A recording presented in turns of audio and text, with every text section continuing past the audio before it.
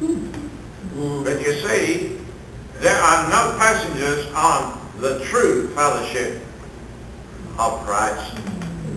You're all part of the crew. Everybody. And we've got to get a hold of that. I mean, the church has got so many people tied up. You know, these are the ones that just come because they pay the bills, so we give them a seat. Sometimes we'll pat it for them if we're getting enough. But you see, that's all there is to it. You come, you sit, you listen, and you go home. And in some cases, you can even get your name written on the back of the seat if you're and then that's your seat, man. You don't, nobody else is going to sit in that seat. Of course, there's churches like that today. You've got to be careful you don't walk in too early. You will everybody seated because all those older people, they've all got their seat. But you understand what I'm saying? Think about this. That men like Abraham, and of course he's not the only man, there are others as well, who left something behind. But he was the beginning of a new race of people. And this was part of God's divine plan. And I think for you and I that we need to understand this and begin to think about, what am I leaving behind?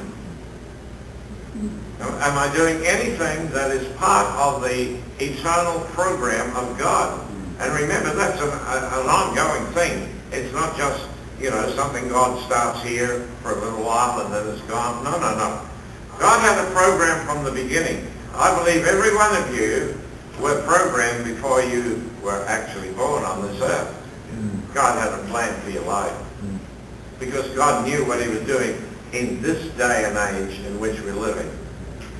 I want to tell you, at my age, I look back into my young years, the younger years of my life, and I can tell you, it was a different world.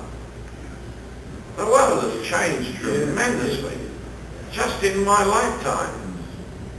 You know that my father would take us out to the airfield to see an airplane take off.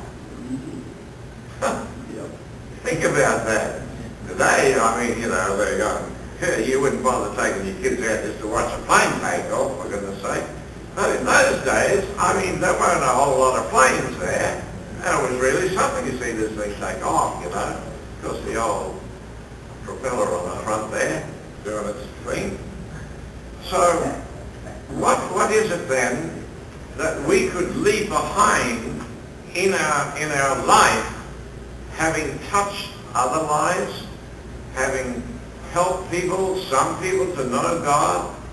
Who's to know whether that's not another Martin Luther or, you know, a Wesley or something like that? Who knows? Some of those people that we've spoken to and some of the people, and I've shared with a lot of people. I just, you know, in my heart, I just say, Lord, you know, make my life to be fruitful for you.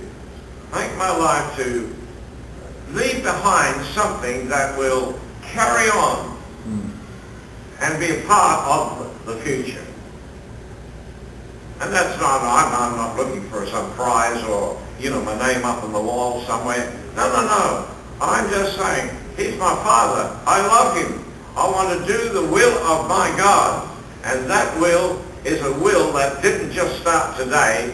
It was going right from the beginning of time for us, and it will continue on for all eternity.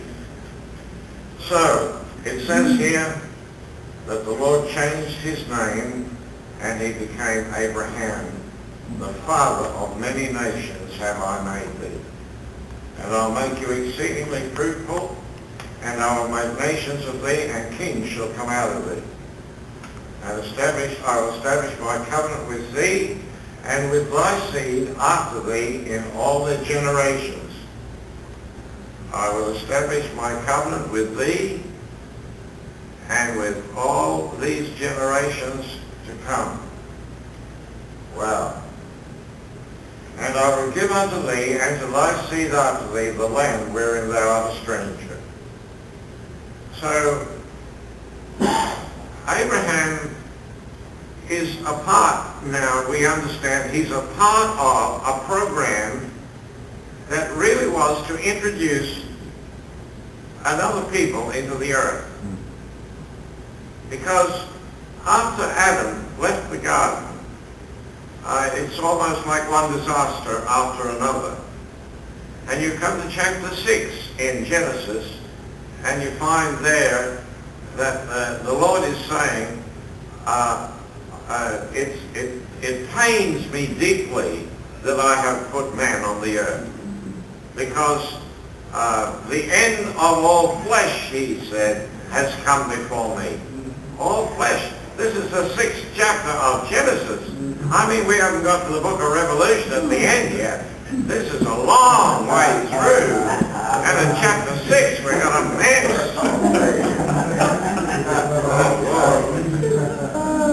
So it says here, then, this is the covenant which you shall keep between me and thee. And he introduced him to the circumcision, which of course was a mark in the flesh for Israel, a very important mark for Israel. But for us today, the mark is not in your flesh, but it's in the Spirit. And so that is an important thing.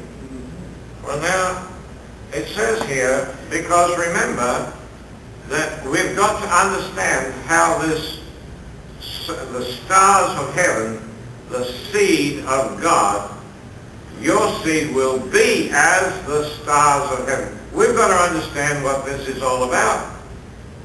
And you and I were required to become involved in this. Just in this connection, can we just go back to chapter 1 again of Genesis and just look at that verse again, because this is applicable to you and I today. This is not just Adam. It says in verse 28, or just for the sake of, I'll throw this in verse 27, it says, so God created man in his own image. In the image of God created he him. Male and female created he them. That last phrase is not in the original. It was the translators who could not understand how God could be talking to a man about reproduction. So they had to put that in, which made us to think that God actually created a man and a woman. No, sir, he never did.